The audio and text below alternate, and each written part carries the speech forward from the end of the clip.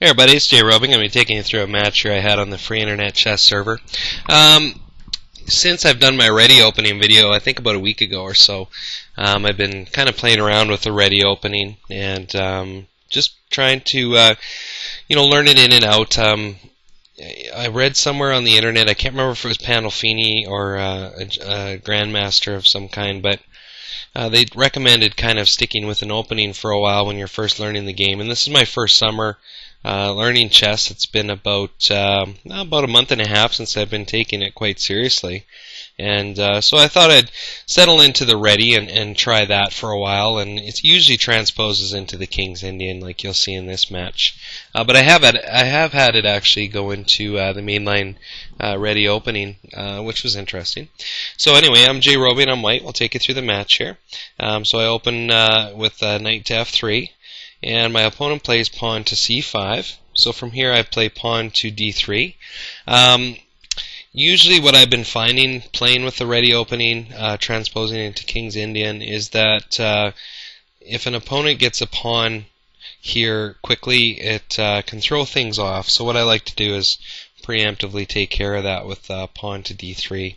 So my opponent plays knight to c6 from this point, and I just play pawn to g3, getting ready to fianchetto the bishop. And you'll actually see that my opponent is doing the same thing here. So I castle, he moves knight to f6, and I move my bishop out to g6.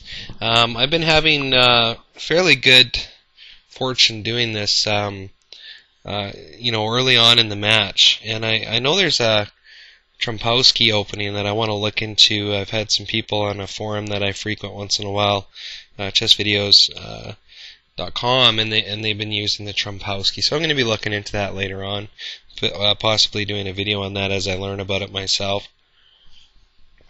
So from here my opponent plays pawn to d6, and now I go knight to c3. I see a possibility here.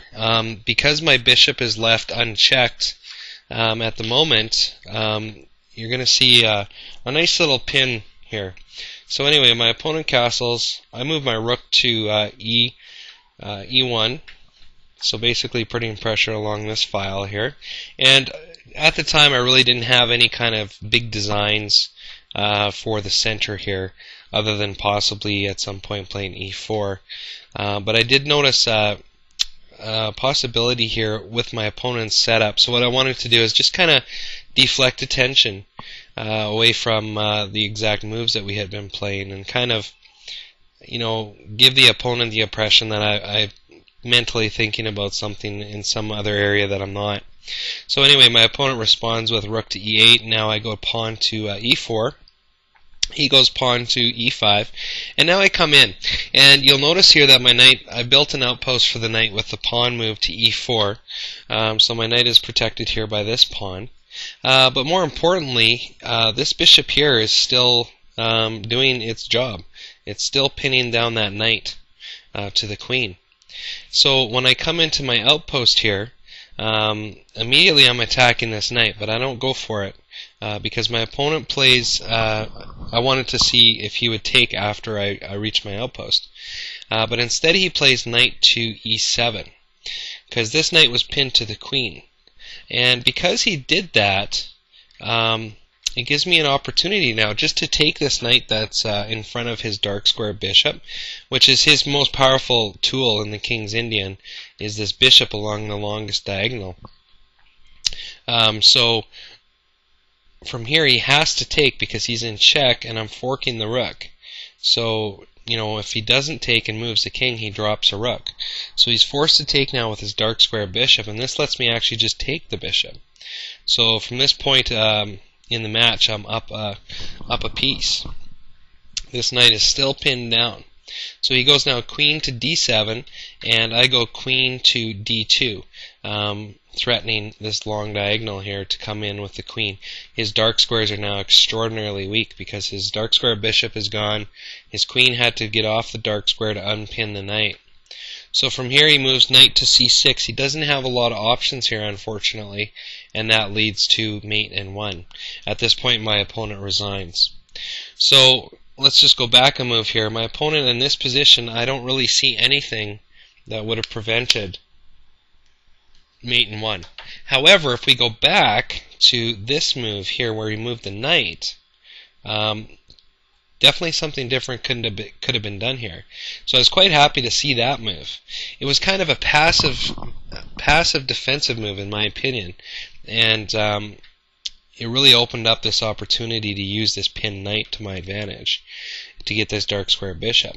But instead of moving his knight there, he could have played something like bishop here, which could have been interesting. This would have forced me to either wait for him to take the knight, or if I wanted to take the knight now. Unfortunately, though, this just lets him come in with his bishop, and if I take, he takes with the queen, and we're still equal with material. So it was really the move with the knight that helped open up those lines of attack for me, because at this point in time I can take, and the only piece that he can take back with is the bishop, and then I take back, and he can't recapture that piece, so he falls down a piece there. Plus all these dark squares are just, totally into my favor here. So it was a good match, and I've been learning to work with the reti here for a while now, and transposing into the King's Indian, and I'm going to research it a little bit more.